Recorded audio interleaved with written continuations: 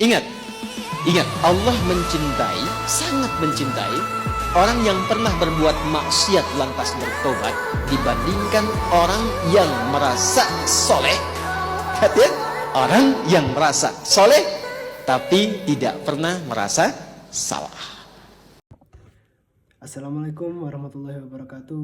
Perkenalkan, saya Muhammad Latiful Fikri Ghafar, kelas 11-6. Untuk kesempatan kali ini, saya akan melakukan khutbah bertemakan yaitu adalah bagaimana Allah sangat mencintai hamba-hambanya yang selalu melakukan taubat kepadanya. Para hadirin sekalian, dalam pembahasan kali ini kita akan memahami suatu tema besar yang sangat penting dalam kehidupan seorang mukmin, yaitu adalah betapa Allah sangat mencintai hambanya yang sering bertaubat kepadanya.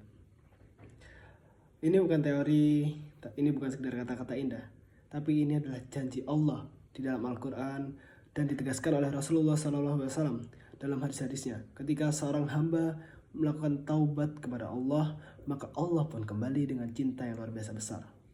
Dalil utama itu ada pada Quran surat Al-Baqarah ayat 222 dan berkata, Innallaha yuhibbut tawwabina wa yuhibbul mutatahhirin.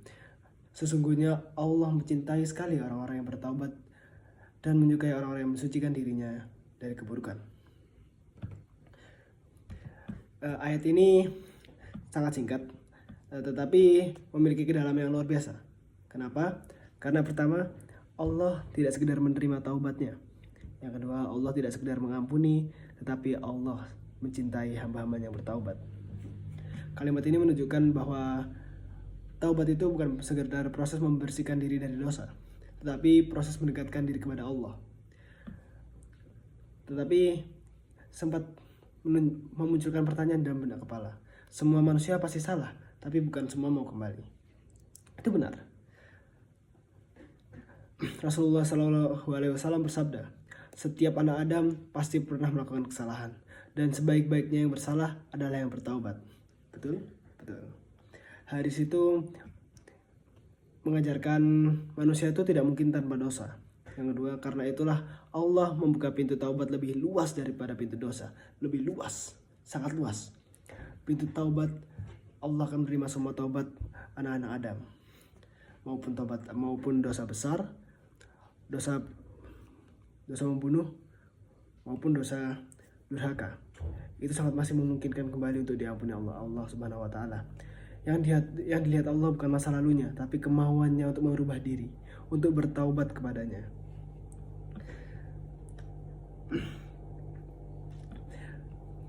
Gambaran kegembiraan Allah saat hambanya bertaubat yaitu adalah ada hadis sangat indah.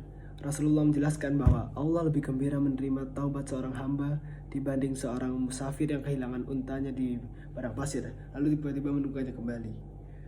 Bisa dibayangkan ya, di tengah padang pasir, jauh dari mana-mana, orang itu kehilangan bekal, makanan, minuman, bahkan kehidupannya. Ia putus asa, lalu kemudian ia kembali menemukan untanya. Betapa bahagianya itu. Lalu kata Nabi, kegembiraan Allah lebih besar daripada itu. Besar sekali. Ia menunjukkan bahwa Allah tidak hanya memaafkan, tapi menyambut hamba-hambanya kembali. Dia bahkan selalu bilang kepada setiap malaikat, lihat hambaku kembali kepadaku. Lalu, mengapa Allah begitu mencintai orang yang bertaubat? Para ulama menjelaskan beberapa alasan. Salah satunya karena taubat menunjukkan kerendahan hati. Saat seseorang bertaubat, ia merendahkan dirinya di hadapan Allah, mengakui kesalahan yang pernah dia lakukan di masa lalu dan meminta pertolongan. Ia menunjukkan sisi lemah kepada Allah. Disitulah Allah sangat suka orang bertaubat. Yang kedua, mungkin karena taubat menunjukkan kecintaan hamba kepada Allah. Ia meninggalkan sesuatu yang ia sukainya atau dalam kutip dosa, dan ia ingin sekali kembali dekat dengan Allah. Maka Allah sangat memperbolehkan, sangat menerima hambanya yang ingin bertaubat. Lalu karena taubat itu membersihkan ruh. Betul, dosa itu mengotori, tapi taubat itu memulihkan. Dan yang terakhir, karena taubat membuka kembali hubungan hamba dengan Allah. Di saat hamba bertaubat dari melakukan kegiatan ataupun dosa maksiat, itu memutus hubungan dengan Allah, mengeraskan hatinya untuk bertaubat. Tapi di saat hamba ingin bertaubat, disitulah Allah membuka jalan sebesar-besarnya untuk hamba itu melakukan taubat.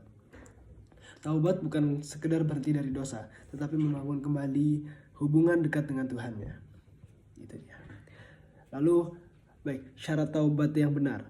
Para hadirin sekalian, ulama menjelaskan syarat-syarat taubat yang sempurna itu adalah an-nadam atau menyesal. Menyesal bahwa ia pernah melanggar perintah Allah.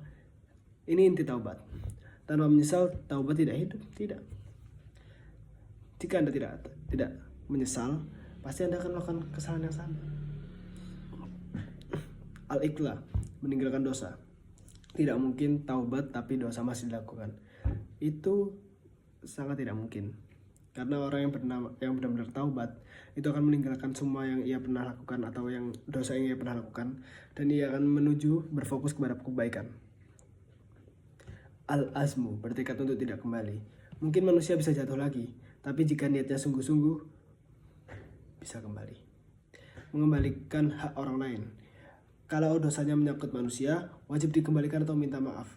Karena jika dosa sesama manusia itu nanti dihisap, saat dihisap itu langsung dihisap ya. Maksudnya jika kepada Tuhan kita itu masih bisa dimaafkan. Tapi kalau sesama manusia dan tidak memaafkan, itu bisa dosa-dosa yang kita lakukan tuh bisa mengalir terus. Allah tidak hanya menghapus dosa, tapi juga mengubah jadi pahala. Dari Quran surat Al-Furqan ayat 70, Allah berfirman, "Fa'walathika yubaddilullahu sayyi'atihim hasanah."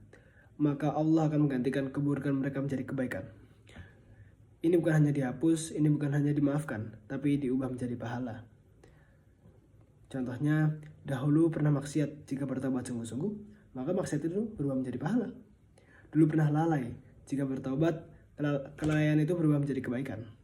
Betapa luar biasanya kasih sayang Allah kepada kita. Taubat bukan untuk orang yang banyak dosa saja. Betul, kita itu selalu sering berpikir taubat itu hanya untuk orang yang sering berdosa besar. Tapi ternyata tidak, teman-teman. Nabi Muhammad SAW, manusia paling suci, beristighfar lebih dari 70 kali sehari. Umar bin Khattab sering menangis karena kesalahan kecil. Para sahabat selalu memperbaiki diri. Itu menunjukkan bahwa taubat itu adalah gaya hidup seorang mukmin. Bukan hanya untuk orang-orang yang sering melakukan dosa saja, tetapi taubat itu juga untuk semua kaum mukmin. Karena taubat sangat dicintai Allah Subhanahu wa taala. Jika ada kesalahan atau kita berbuat dosa, langsung minta maaf kepada Allah. Langsung. Lalu selanjutnya, taubat itu prosesnya panjang, bukan hanya momen. Para hadirin kalian atau teman-teman di rumah, taubat itu bukan hanya menangis sekali lalu selesai. Bukan, tidak. Taubat itu panjang. Memperbaiki ibadah, membersihkan hati, menata akhlak, meninggalkan yang haram, menjauhi lingkungan buruk, memperbanyak amal. Allah tidak menuntut perubahan instan. Allah hanya menuntut kesungguhan atau istiqomah. Istiqomah adalah salah satu hal tersulit yang bisa para mukmin lakukan. Karena ketakwaan kita terkadang sering goyah jika terdapat masalah yang membuat kita drop. Mungkin di situ keimanan kita juga bisa drop. Tapi jika kita istiqomah, Allah pasti akan menjadikan hal besar untuk kita. Contoh sederhana taubat dalam kehidupan yaitu adalah mengurangi konten buruk di HP, menghindari ghibah, menjaga pandangan, memperbaiki sholat, minta maaf kepada orang tua kita, jujur dalam hal kecil, dan berusaha meninggalkan kebiasaan buruk secara bertahap. Tidak langsung sempurna, yang penting bergerak kepada Allah Subhanahu wa taala. Baik, mungkin ini untuk penutup, yaitu adalah taubat itu peluang terbesar dalam hidup. Selama kita masih hidup, masih bernafas, pintu taubat itu sangat-sangat terbuka untuk kita, guys. Terbuka lebar. Kita bebas ingin taubat kapanpun. Pintu itu tidak pernah tertutup kecuali jika matahari terbit dari barat atau nyawa sudah sampai tenggorokan, atau yang dimaksud sudah sakaratul maut maupun sudah mau